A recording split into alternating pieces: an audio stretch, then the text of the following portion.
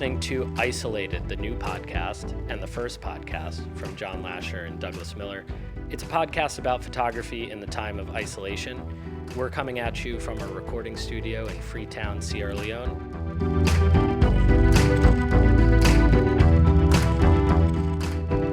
What are we going to call this podcast?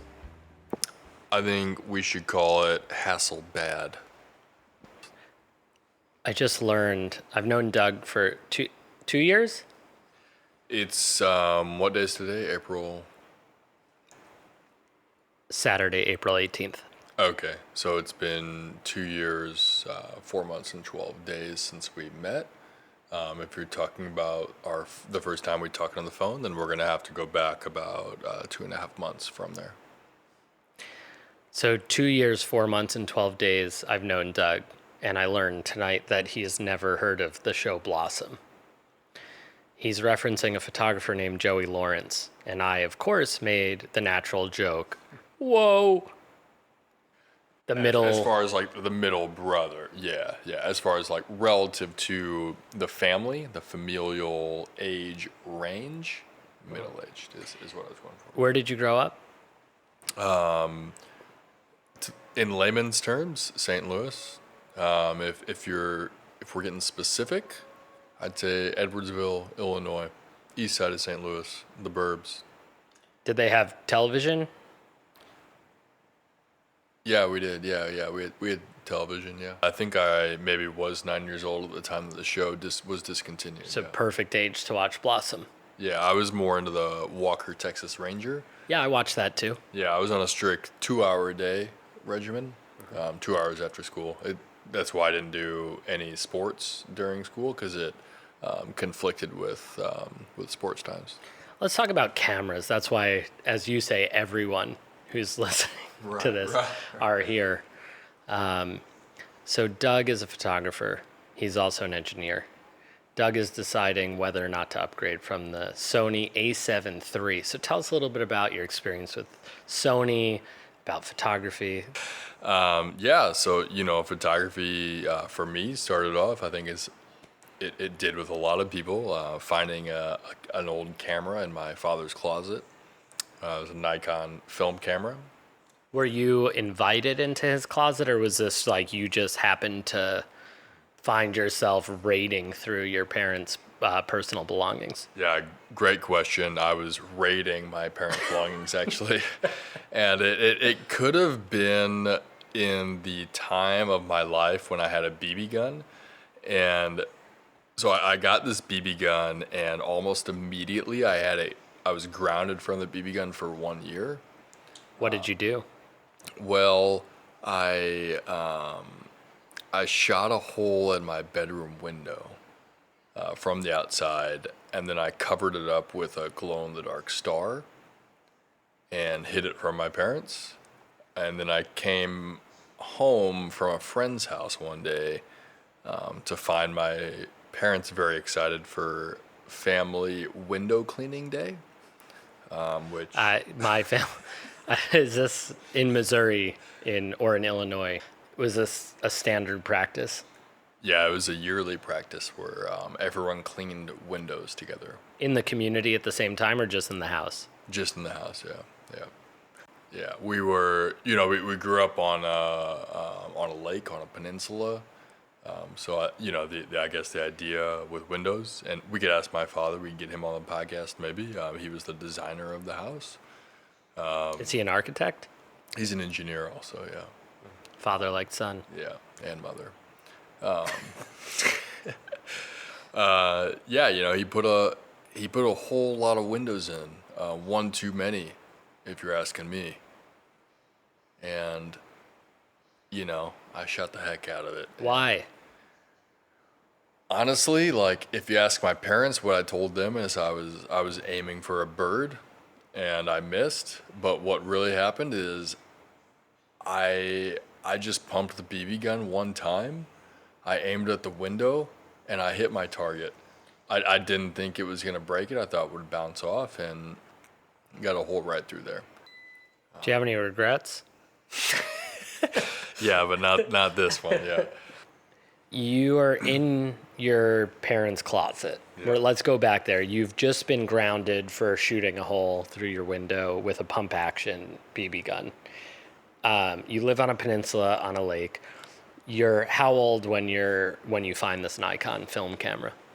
I was maybe about 13 or 14. And was it hidden or was it just out? It was top shelf of the closet. You had to I had to get something to stand on top of to reach it, and it was in a box. So you're what we know as like a late bloomer. Yeah, I was under 5 foot until I was above the age of 16. All right, so you're 13, you're in your parents' closet. You find this Nikon F3, did you say? Couldn't say. I have no idea, honestly. Okay.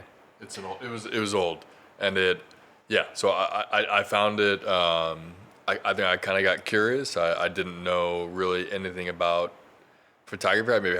I had some point and shoots before that, just from like family vacations, and then yeah, I kind of asked my dad about it.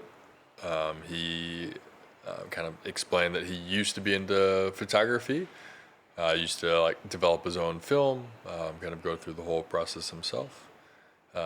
And then after messing around with him for a while, asked for my own camera for Christmas. Asked for a Canon EOS Rebel film camera, and my dad, for some reason, they decided to give me the camera for Christmas, give me the SLR, but for some The Nikon or the Rebel? neither. Oh, they got you a different camera. Yeah, they got me a Minolta Maxim 5D. It was a film camera from Minolta, and I honestly have no idea why they chose the Minolta over the Canon or the Nikon. The Canon I was really interested in. I really wanted the Canon Rebel. Why? I'd done some research in a magazine, actually. I do remember. It's weird. When you go back through your memory and you have kind of like mental like flashes of images from way back when, rather. And I have these like mental images from being at my grandparents' house in Kansas City, just looking through like photography magazines and reading about cameras. And I don't know specifically what called me towards the Canon, but yeah, something did. And You didn't get it. I didn't get it, exactly, yeah. So I got the Minolta, and then I got the Minolta's first digital SLR, for Minolta's first DSLR after that. So how long did you shoot with the film Minolta? What was your experience like when you first got that camera? Tell us about the unboxing. Everyone loves unboxing. So it's Christmas. Unbox the Minolta. It probably wasn't the exciting, dramatized unboxing that everyone's used to today. And I don't think I actually knew that much about the Minolta. Really, honestly, the first memories that I have of the Minolta are the next summer in Colorado.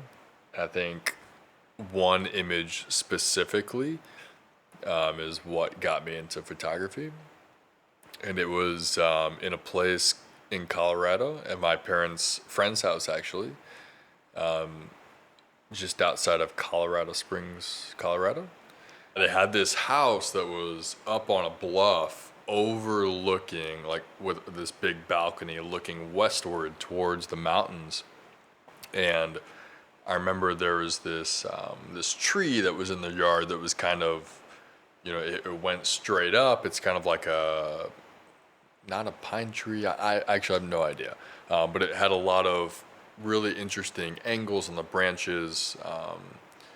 It wasn't necessarily symmetrical because the right side was pretty flat, and the left side had a lot going on.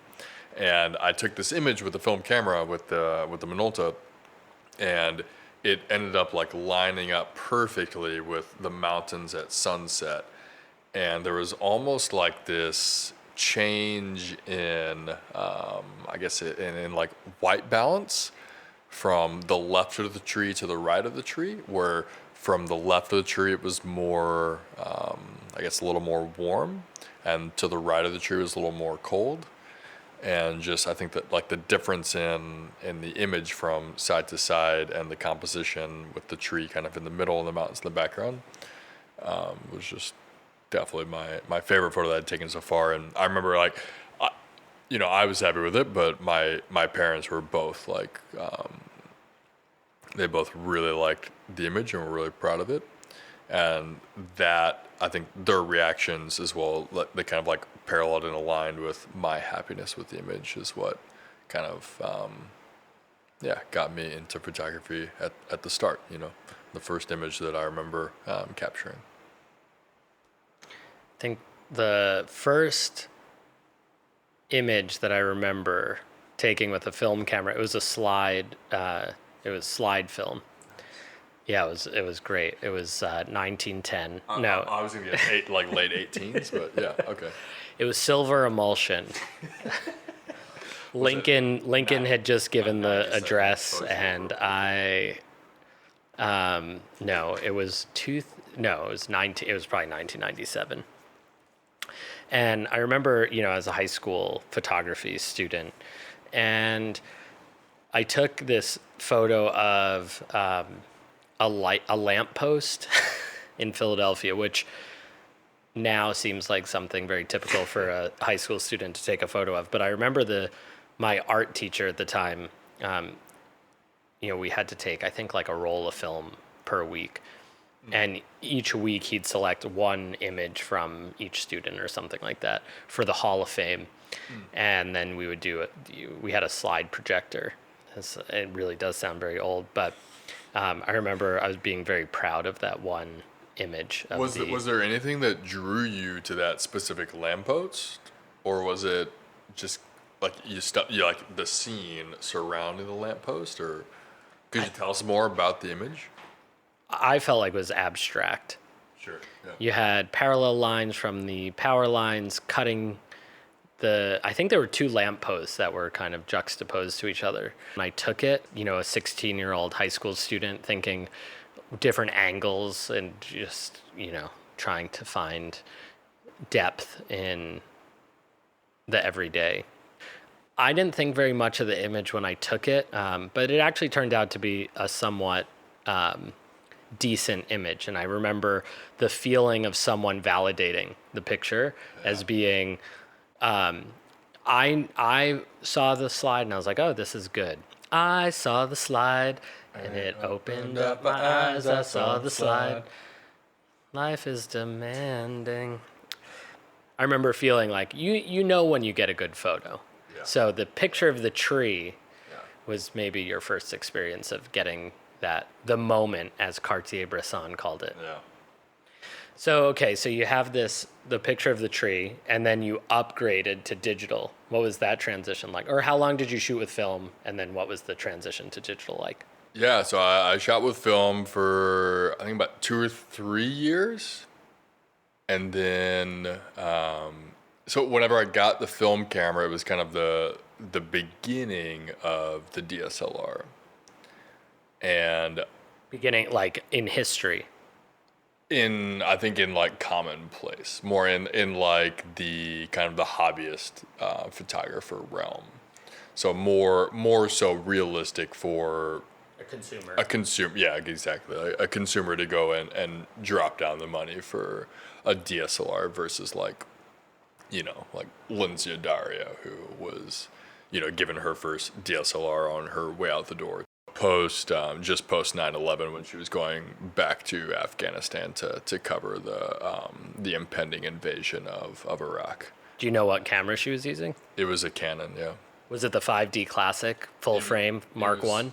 I'm not sure the model. I know it was the first DSLR, and she had shot Nikon before, or was shooting Nikon film, and then her editor, I believe with the New York Times, on her way out of the door to Afghanistan, handed her the DSLR, the Canon, and said, and the manual, and said, "Learn this on the plane. This is your new camera." What a dream. I mean, not going to Afghanistan, but getting handed Yeah. Hey, here's a Hasselblad. All right, so Lindsay Addario, she's one of your mentors, virtual, non-existent in your life, but Yeah. I mean, I think I personally go back and forth on some facets of her work. Yeah. tell us a little bit more, and then we'll get back to your journey. No, I think Lindsay is a very talented photographer and a very brave person to go into the scenarios that she does. But some of the images that I think are shown are potentially a bit lacking in compassion for the people that she photographed. Yeah. Would you have a specific image that you feel like is not necessarily compassionate? Yeah, I mean, like, I think actually maybe I'll state an image and then kind of wrap in my current thinking. There's one image specifically around maternal mortality that it's a long-term project that Lindsay has been covering, and there's an image from Sierra Leone actually with a woman that was kind of bleeding out on a hospital bed after giving birth and ended up passing away.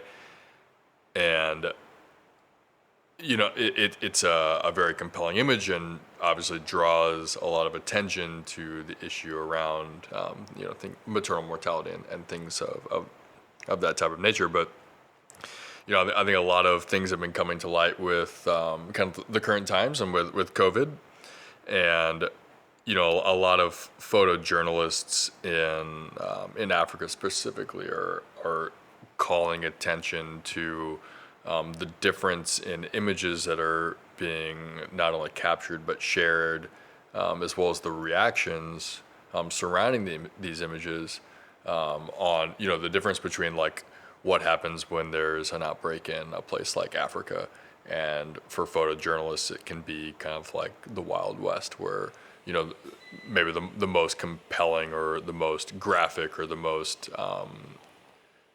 extreme image is going to get the most like clicks or the most not likes but the most coverage from like a news outlet.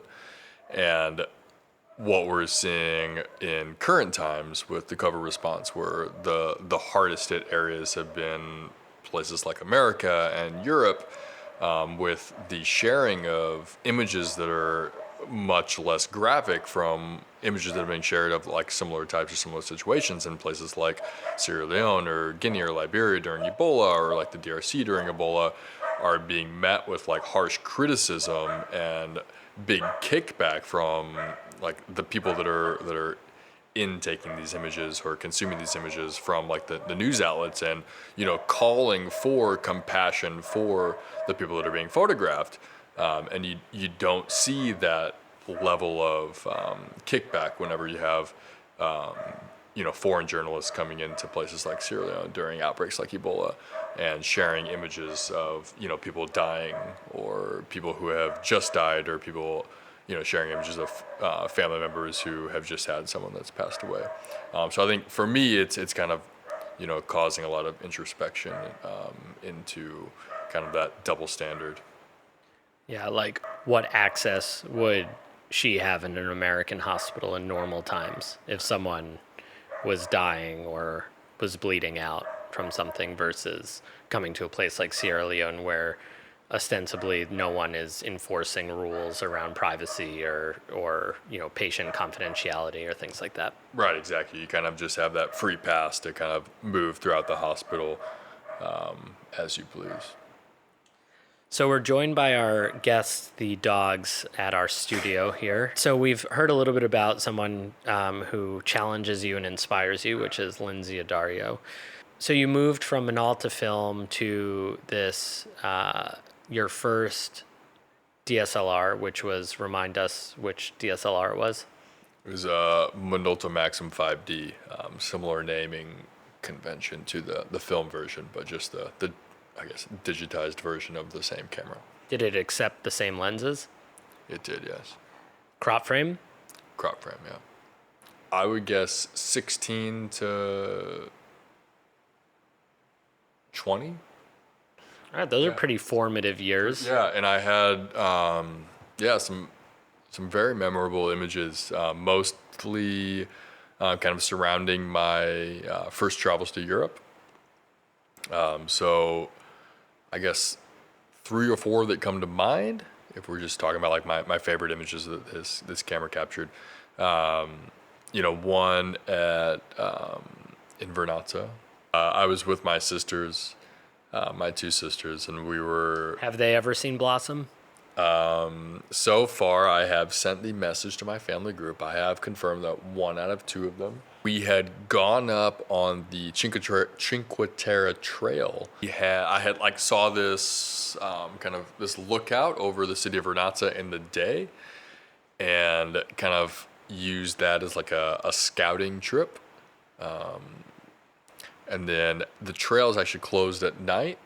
But we finished up a dinner with some pesto lasagna. This was the first time I had pesto lasagna, and I must say that it changed my life. Is it the best thing you've ever eaten? Well, first off, I would say that that's the best thing, probably the best thing I had ever eaten in my life at that point. Yeah, so climbed back up the trail with my sisters. The truck closes at sunset, but we ducked the rope. Sorry, Mom and Dad. Probably second apology I've had to you guys in the first 28 minutes of this podcast. But and yeah, I got this really nice image kind of in late blue hour of the city at night. It's beautiful. Yeah, still one of my favorite images I've captured. Another one was from a little place called Chamonix in France. So in between Chamonix and a place in Italy, it is the highest gondola in the world. At one point in between poles, there's a span of cable of 2 miles that the cable cars cross. And we were up at the base on the French side, getting ready to board the gondola to cross over into Italy. And there was a group of climbers that were climbing back up from just climbing Mont Blanc. And they're forming this line along a ridge that kind of cuts across the frame in a diagonal fashion, with kind of like a rock face in the foreground and then the French Alps in the background, which is, also one of my favorite images to date. And then, maybe like another one from the trip would be maybe one from Venice, with some reflections in St. Mark's Square, from some puddles and, some lights and diners and orchestra, groups playing music, things like that. Would you say that was the kind of transformative trip that made you feel like, I want to be a photographer, or did you feel that from the time that you broke into your parents' bedroom? No, I think that was the trip, and I think similar to what we both had said before, it wasn't necessarily from the instant gratification of taking the photos, but more so kind of the confirmation at the end, which I think is especially important for maybe someone new in photography. And I remember specifically one of my best friends from college who is very artistically skilled, was really, really impressed with the photos. So let's fast forward now. So you were shooting with Minolta, then you became a Sony shooter. Yeah. And over the last decade. Yeah, probably maybe a little more than that, yeah. Well, just quickly run us through the cameras you've owned since Minolta's. Sure, yeah. So since Minolta's, I had the first Sony DSLR, the Sony A100. After that, I had the I think it was the Sony A55. From there, I moved on to the A65, and then from the A65 to the A77, then from the A77 to the A7 III. And how long have you had the A7 III now? I've had the A7 III since October of 2018. So Doug and I are very different photographers. Likes eye focus, animal eye focus, 17 frames a second shooting. He wants dual SD slots. Yeah, my main reasoning behind the dual memory card slots is I've had at least 3 weekend trips in Colorado where I've gotten out into the mountains, gone to take a photo. Guess what? Forgot that memory card in the computer. I left it. Brought the camera, brought the lenses, completely useless. No memory card. So the big draw for me for the dual slots was honestly just keeping one in there at all times. Having a backup memory card ready to go, ready to play, ready to shoot. Needless to say, Doug likes technology. He's a long way away from the Minolta film camera. So now, whereas I like a simplistic way of shooting and I want to go harken back to the days of film, Doug likes Sony a lot. But now Doug has been thinking about getting a complement to the A7 III. Walk us through some of your thought process here, Doug. Yeah, sure. So I think the start of the thought process, the start of this journey, as far as as you said, supplementing the A7 III, is kind of like in line with my new beginning of more so the portrait side of photography, and I've been recently in a WhatsApp group that is kind of like a group of photographers that are all in lockdown at the same time. And a lot of them are studio photographers or photographers doing work for like publications, things like that. And a lot of them are shooting right now with the Hasselblad that was the X1D Mark II. So that's what kind of first opened me up to it was a guy, he's a photographer by the name of Donald Chambers. You should check him out. He does some really cool work. He's actually being featured right now on Hasselblad's website as a Hasselblad hero. So he's kind of the first person that turned me on to this type of photography. And what has really been driving me towards this is the increase in resolution for more high quality images. But as we talked about earlier today, John, I'm really having a lot of internal discussions and battles and fights over should I do this? Is it worth it? What are the pros? What are the cons? Like, I just don't know. So that's, I think, where we started the conversation with today was just talking through. We can call it internal turmoil. Yeah. I think we can name it turmoil. In turmoil? In turmoil? I haven't decided if I'm going to edit that out of the podcast. I'd probably keep it. For the 2 people listening, one of whom might like puns. Let's talk about Don Chambers. It's a name that sounds like they're going to sell me a car. Are you looking to buy a car? I'm not, but I probably could be sold one by someone named Don Chambers. What if he was selling a KK? I think you have to explain what a KK is. KK is a 3-wheeled vehicle. It has a kind of motorcycle front and a rickshaw back. I think they're designed in Italy and India. They're called KKs here in Sierra Leone. They cost about 1/3 of what a Hasselblad costs. So you're thinking about this. Let's call this a pre-unboxing. Oh, wow, yeah. I think it's sort of a pre-unboxing. Yeah. I'm of the opinion that you should get the Hasselblad. Sure. Don't see why you wouldn't do it. What's your dream camera?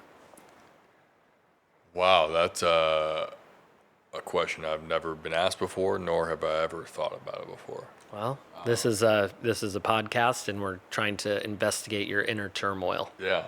I think you're not going to enjoy this answer, but if I had to have right now, if I had to choose one camera, I would probably choose the A7R4 as my one camera. And what does the A7R4 do that the A7 III does not? well, it has a higher megapixel count. We're at over 60 megapixels, which actually pushes it above the X1D Mark II. Does that the low light capability, is it reduced in the A7R4? The low light capability is reduced in the A7R4 because of the increased megapixel, the megapixel count, because you don't get what's called pixel stretch. If your dream camera is the A7R4, why Hasselblad? So the Hasselblad comes into play where, as you mentioned, John, it would be more of a supplement to my current equipment. And I can't say right now that I would just outright switch to Hasselblad because I started with Minolta and now I'm shooting Sony. So Sony actually purchased the camera rights to Minolta. So they've carried over the full menu system, the full body design. So I basically have been using the same type of camera since I started when I was 13 years old. And with that system, I've been building up, a collection of lenses. Over the last year and a half, I've been building up my collection of lenses for the mirrorless, the FE mount, the full frame mirrorless mount for Sony. And to me, it would be very difficult to let that entire collection go.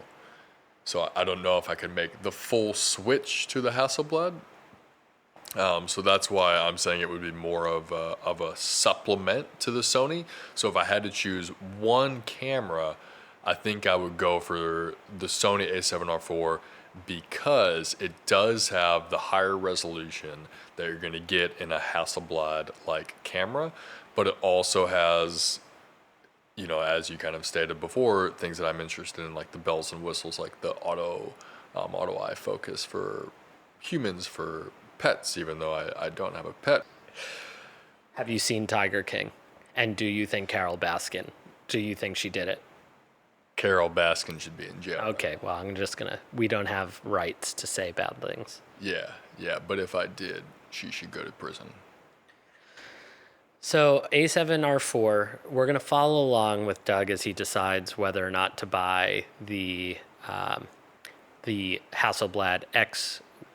X1D Mark II, which is a $5,795, I forget exactly, but let's just round up to $5,800 camera. Body and then only.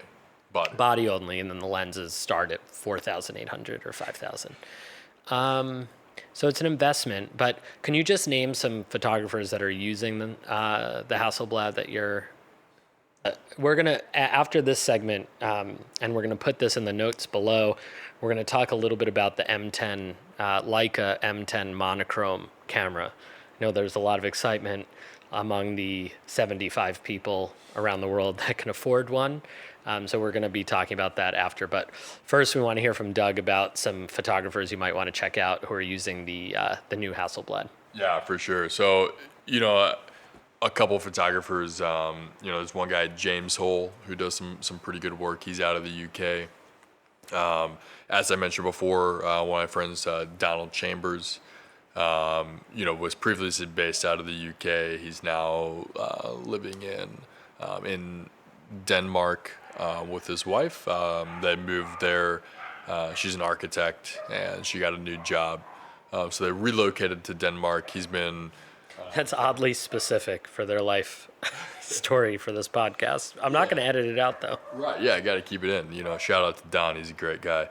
But yeah, so he's been kind of bouncing back and forth between London, trying to find some new work in Denmark, as well as doing some stuff in the U.S. He did a really cool series with, I think it was with HP in San Francisco, kind of doing a deep dive into the homeless population and issues surrounding that a couple years ago, which I believe would have been with the X1D Mark One.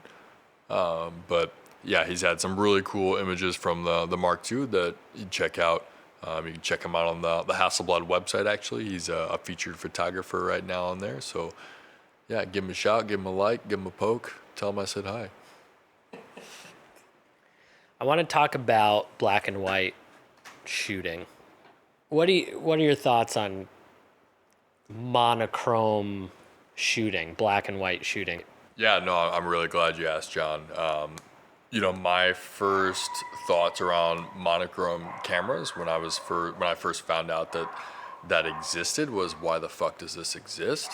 Like, it honestly made no sense to me that you would have a camera in the age of technology where you can have a color camera and just convert it to black and white quite easily in a number of programs. You could do it on your smartphone in like a number of apps, like a number of free apps. You could download Lightroom mobile, transfer the images to your phone, convert them quickly. But as I learned more about the monochrome cameras, and as I learned more about black and white photography, which is something that honestly I didn't pay much attention to, ever really.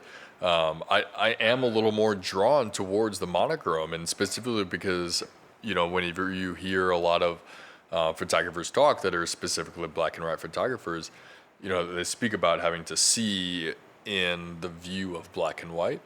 And I guess I never really understood that until, honestly, when I had your Leica M10 in my hands for the first time, when it was kind of set into monochrome mode. I know it's not a specifically monochrome camera, and what you see is black and white.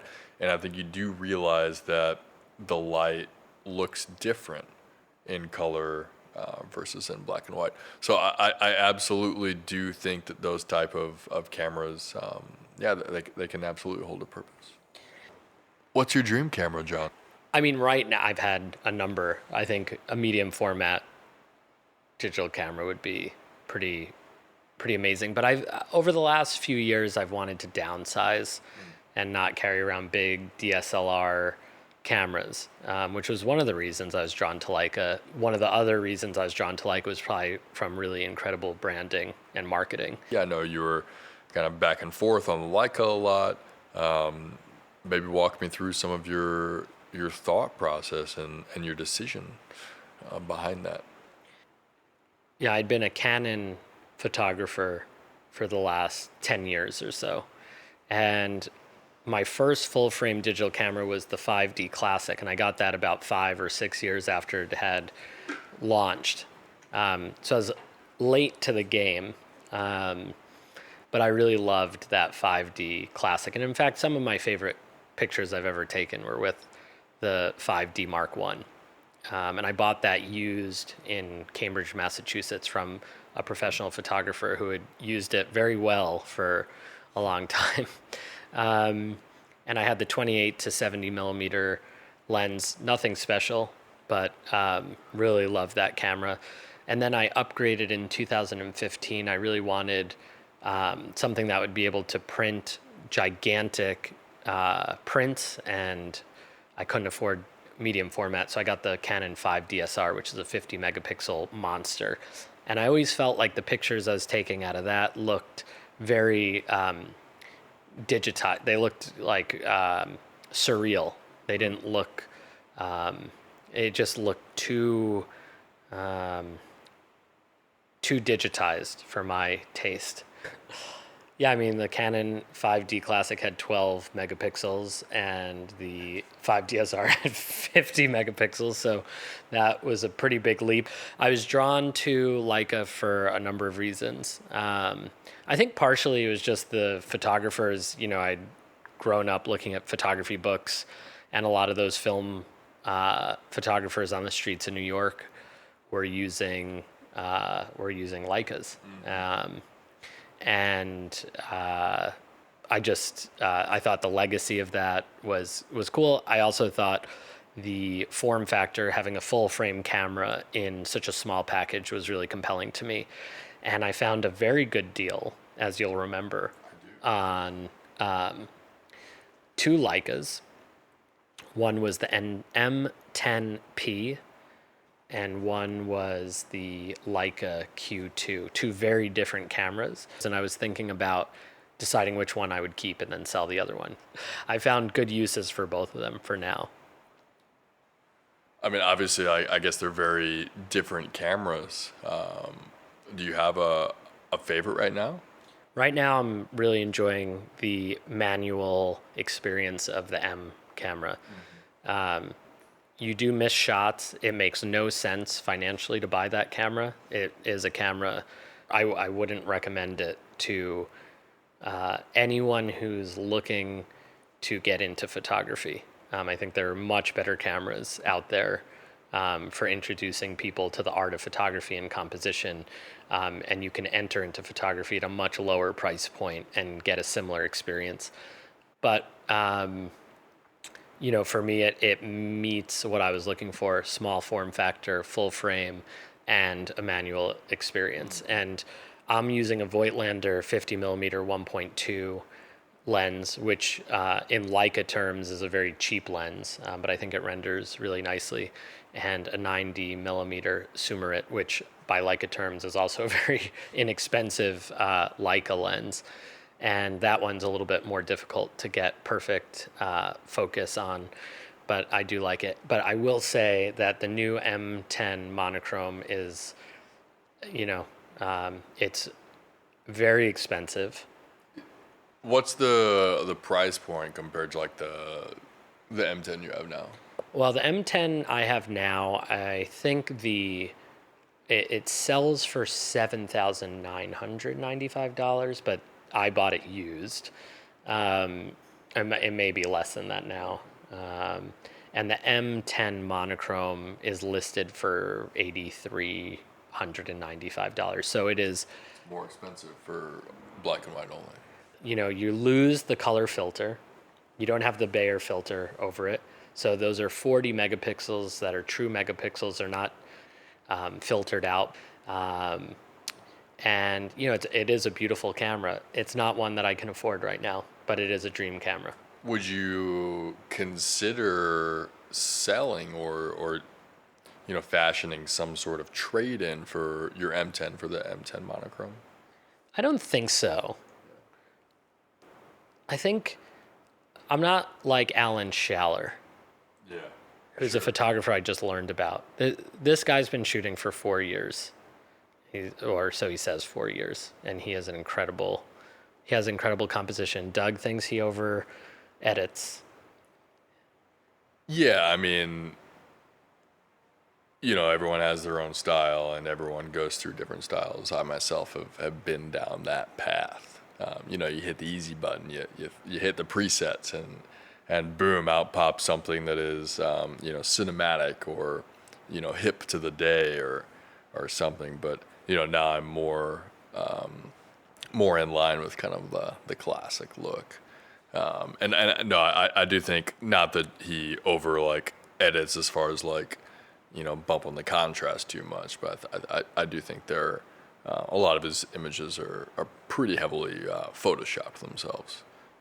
Yeah, I mean, I think some of them on Instagram they do look very processed, but I will say his composition is incredible, especially for someone who's been only shooting for 4 years. I mean, he has an eye for photography, and without a doubt. Yeah. Without a doubt. And so you just seeing what he's doing with a monochrome. The thing I'm worried about with the M10 monochrome, of course, I've never handled this camera, and it's probably going to be a long time before I'll have the opportunity, but I'm worried about it blowing out the highlights. I think it's one of the things that is, we're worried about with the M10 monochrome. Time to get those highlights back once you blow them out, too. Yeah, so you have to do some compensation for that. But is it? Do you know the amount of stop that it has for dynamic range? Well, thanks for asking, Doug. I think it's 14 or 15 stops of dynamic range. So it is quite good, and people are comparing it to medium format quality. Yeah. I was gonna say, I think the A7R4 is like 16. I don't think the Hasselblad is much different from that. Maybe it's like 15. Yeah, so, I mean, people are really excited about the M10 Monochrom. Would love to hear from some of the listeners. Maybe they've had some experience with it. I'm perfectly happy with the M10. It is more camera than I could ask for.